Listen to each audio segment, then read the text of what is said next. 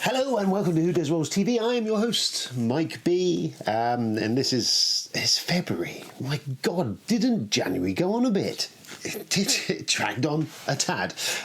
January is now behind us, which is it's nice to move on with the rest of the year because it's been about 12 months, it feels like.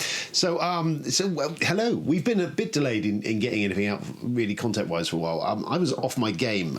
Sadly, Who Does Rolls puppy, Charlie, I say puppy, dog, Charlie, was with us 13 years, sadly passed just before my birthday the other week. So that kind of put a crimp on things, really, to be honest with you. Don't feel the need to go in front of the camera and go, yes, I'm so happy with everything. Oh, my dog's dead. So yes, sadly we lost Charlie, but you know, he was a lovely part of the family, a lovely companion, loved him dearly, but he's no longer with us. So that's kind of what threw me off my game. However, we are back with some stuff. Sorry, the bummer at the start of the thing. Okay, but he was lovely, had a lovely life, he enjoyed himself immensely, and I now have Isaac, who's Isaac. So anyway, right, let's get on with stuff. So Who Does Rolls stuff generally just dropped the other day. It was my review of Tinder Blocks and Kitten, which are now on Kickstarter. You can get both of these for under £20. So go and have a look at that, really, to get an idea of what I felt about them. They're pretty good. Tinder Blocks is the one, to be fair, that I think is the better game. It's got more going on. There's a lot more to it. This is a real-time game. It's still lots of lovely components, really good stuff. Go and have a look. For under 20 quid, you can get both of them if you want, or get 2 copies of this. But yeah, they're really cool. And they're very rattly as well. So there's that. Charlie has put out a couple of RPG reviews of late. There's Last Fleet dropped, I think, tail end of last week, which is like a BSG, Battlestar Galactica for you, not in the know.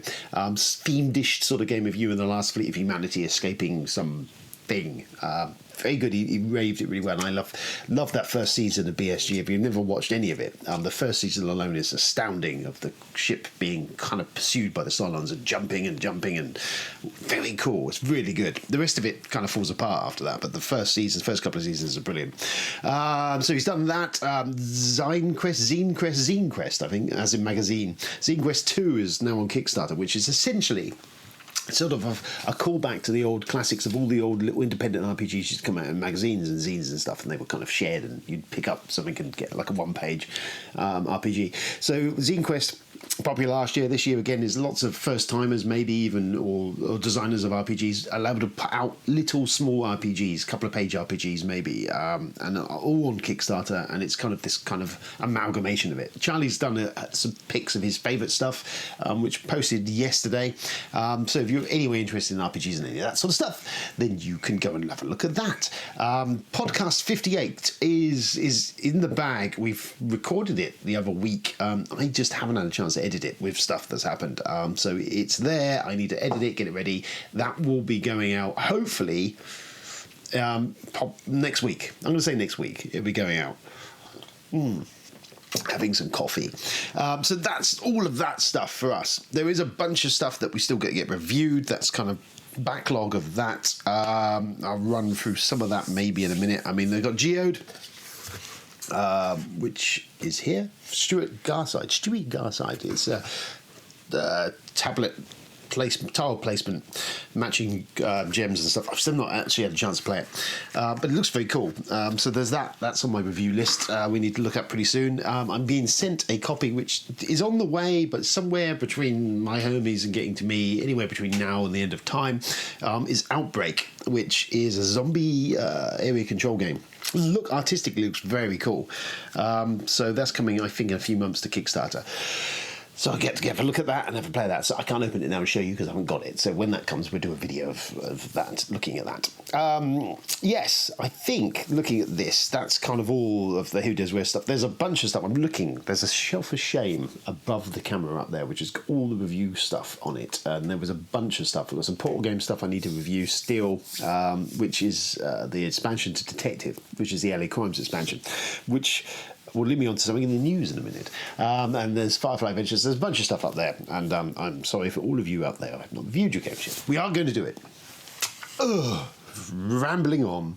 Right, so news, board game news. Yes. So what is the news? There's a bunch of stuff. Portal have announced some stuff, which leads me on to me saying I've got to review LA Crimes. Is they have announced a bunch of new detective stuff. There is season 1 of Detective game, which I think is only about 3 cases in it, streamlined down, a bit less gamery, something a bit more to audience stuff, which is kind of cool. But one that really has my interest is Dig Deeper, which is written by Rob Davio. Rob Davio's a BRPG fan, as well as doing the legacy games like Pandemic Legacy and Risk Legacy. Recently, part of the Restoration games, they did Dark Tower recently. So he's, I'm sure, digging into his RPG roots to produce Dig Deeper, which is a new case coming out for Detective. I really dig Detective. It's really good. There was Chronicles of Crime and Detective came out at the same time. And for me, Detective did everything I want those sort of crime, those detecting CSI investigation type style of games to do. Really enjoyed it. Whereas Chronicles just felt a lot app driven and it kind of seemed invasive into the actual game. I was simply just scanning stuff, not really kind of felt I was in a case. So yes, anyway, so that's coming out. There's also the Vienna Connection, which is another one, Big Nazi, which is a 70s set espionage thing, which I'm kind of getting 3 Days of the Condor and All the President's Men vibes, which is great because I love 1970s movies and espionage. So both of them are very exciting. Kickstarter-wise, there is Chaos Moss, The Temple, which is a sequel or follow-up to Chaos Moss. Now, Chaos Moss was released 2012, and it's a bit cosmic encounter-y and some other things. The idea is, essentially, the universe is going to end, and the only way you can survive is by finding the ovoid, an egg, which is scattered amongst a bunch of planets. And how the game works is you can go to these planets, and they have like a little envelope for each one, little box you open up. And you can take cards out and put cards in. You can lay traps for people and potentially play hide and seek with the egg, because you don't want to really be holding it too early in the game, because then someone could steal it off of you. There's lots of weapons and stuff, and there's a very cosmic encounter-y vibes to it. It was a really cool little cult sort of game, and one that actually I've not played for a little while, but I really enjoyed it when I played it, and it's on my shelf somewhere over there. So we're going to dig it up and we'll play it again. But there is an expansion coming for it, which will include also the option to get the base game. We called The Temple, which is going to add a 6th player to the game, which is kind of cool.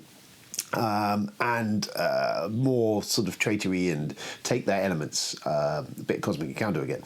It sounds very cool. I really do recommend Chaos Moss. If you can track it down and find it, you might even better get one in the bargain bucket somewhere, because it's kind of been out of print for a while. But it's a cool, new, interesting kind of vibe on stuff that we've had before. Really enjoyed it, really liked it, and I'm looking forward, very heartily looking forward to the Kickstarter for that in February 12th, if I didn't say that already. Some coffee. So there's all of that. What we've played once. What's Mike played? I really want to know what Mike's played. What you played, Mike? And you other guys too. Clank Legacy. We've been so my Sunday night group, which is me, Tony, Jamie, and Robbie, Captain Mulligan, and General AP, have been we've been diving into that. Clank Legacy. We're now into the 6 games into it. A 10-game campaign. Really good. Really enjoying it. I enjoyed Clank. If you like Clank, and Clank is very simple sort of deck builder of you diving into a dungeon and sort of pushing your luck how far you can go before you run out. So this takes that idea and just kind of, just bells and whistles with a legacy thing. So you've got this kind of campaign and some storyline, and really good, really solid fun. I mean, you've got it hasn't felt like you've done a lot of deck building per se in it, that your initial starting deck, it's kind of stayed the same. There's probably a disappointment wise. I thought you might get more of adapting to that deck as you go through. There's little tweaks, but not maybe as much as I thought there might be. But that's fine, and probably the only other thing is the legacy moments, which are very cool, but they do kind of stop the game when that happens, which is kind of part of legacy. And you've had issues where Tony, good old Tony, has managed to turn his hand of 10 cards into the Terraforming Mars deck somehow, and been able to trigger about 3 legacy moments every time he's on his turn. aside from that, it's been very good fun. It's a very humorous story. We've had lots of fun naming stuff with rude words, and because we're children, and it's been fun, really good, heartily recommended. It is not cheap, but we just kind of cashed all our money in together and picked up a copy. Which reminds me, Tony, I owe you £20. So yes, Clank Legacy, very good. Comes recommended. Not finished campaign yet, but I'll do a review when we have. But yes, generally that's my thoughts and feelings on it. It's good fun. It's light entertainment. It's not too deep, and just enjoy it for what it is. We played a bit of Mansions of Madness, the Heroic Journeys. That's what I think it is. Played one on the train. That was kind of cool. Played the other night with some of the other lot, and we died. But I quite like Mansions of Madness. I do like how the app implements and the story kind of builds and atmosphere it does. Everything I like about that, I didn't like about Lord of the Rings, because I just found that didn't kind of apply itself as well. Didn't feel it. So played that. We played Wavelength recently, which is good fun. I quite like Wavelength. It's all right. I mean, it's not something I'd want to play constantly, but as a sort of drag it out, especially with larger groups, my Friday night games tend to roll into 6 players or so it's tricky to get games with a bit of meat to them. So yeah, we played that. We did actually play a War and Terror the other week. That was all right. Okay. Anyway, Wavelength, very good. You've basically got to give you've got this thing between hot and cold, essentially, a clapometer, hot and cold, and you essentially give that variation on it. Could be hot or cold, or could be bad or evil or good or whatever, and then you give an example or something, and people try and gauge, your team trying to gauge where on that dial is where your choices of that thing, depending on how obtuse you are with what you give. But yeah, fun. It's fun. It's kind of partyish game. Works all right. It's not bad. Entertaining. I think that's just hit retail today, actually, because it's Friday today. So there's that. There's all of that. Oh yes. So this came. I ordered this. Okay, this is the second printing of this, actually, because it sold out completely. Alien, the role-playing game. It's a gorgeous book. It's freely publishing. It's set in the Alien universe, and it has 2 modes of play. There's a cinematic play, which is like a one-shot. One evening you play it, and the campaign stuff. I quite like the idea of the one-shot stuff, because most of the guys I play with aren't big RPGers. And I think this might be a good introduction place to get them back into it. And I haven't GM'd or done anything for ages. I love the Alien movies and the universe, and I had the original Leading Edge RPG, which is sadly long past. So yes, this is kind of, I'm digging on this, like the idea of this. Started reading it. It's very nice. It's really well written, well put together. I haven't actually got to the rules of it yet. It's just well building, very cool, and it, as I say, looks stunningly gorgeous. And even if I never get to play a game of it, I'm just glad to have that rather cool looking book. And yes, and Epic, that's what we played. So the White Wizard games, so they did Star Realms.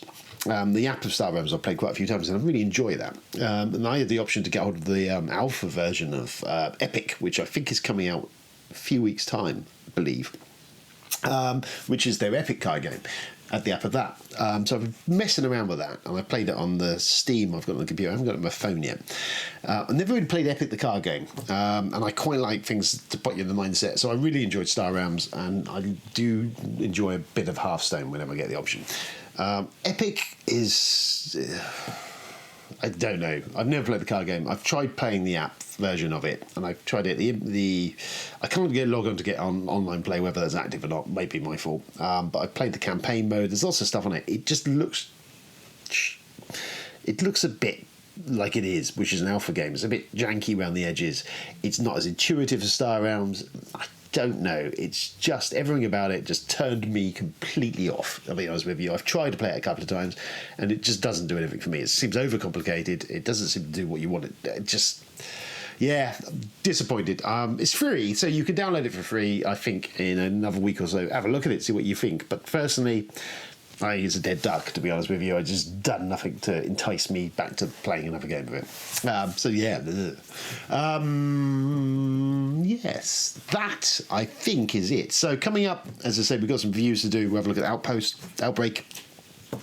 So maybe get through the review list, come back to that, we get a game of that. The podcast is dropping in next week.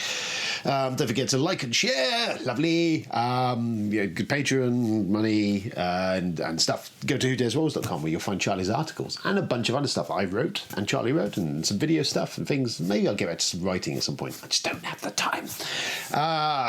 For me, big huge pile of stuff I've got to get through. I've got to paint Imperial Assault still. I've got Blood Rage. I haven't played Blood Rage since I got the Kickstarter box. I need to play some of that. And we'll finish Clank Legacy. Yes, that is it. We're done. Thank you for tuning in. Hopefully it won't be such a long break before we next have a chat. Enjoy your weekends of gaming. I've got the whole weekend off. I'm going to go to Beachhead 2020. That's the other thing I'm going to do. So I'm going to pop along to Bournemouth, and there's Beachhead, which is more of a war gamery convention, but you never know. So I'm going popping down to Bournemouth with the little chap, and Owen Dawes is coming as well. We're going to zip down there, have a look at that, what's about. So I take the old camera and we'll take some shots and we'll do a little bit of a Beachhead 2020 report when I get back. Lovely. Right, I've been Mike B. This has been Who Dares Rolls. That was news blast, brain fry of information. And we're signing out. Until next time, goodbye, farewell, and live long and prosper and stuff. Picard. Watching Picard, that's very good. Anyway, bye.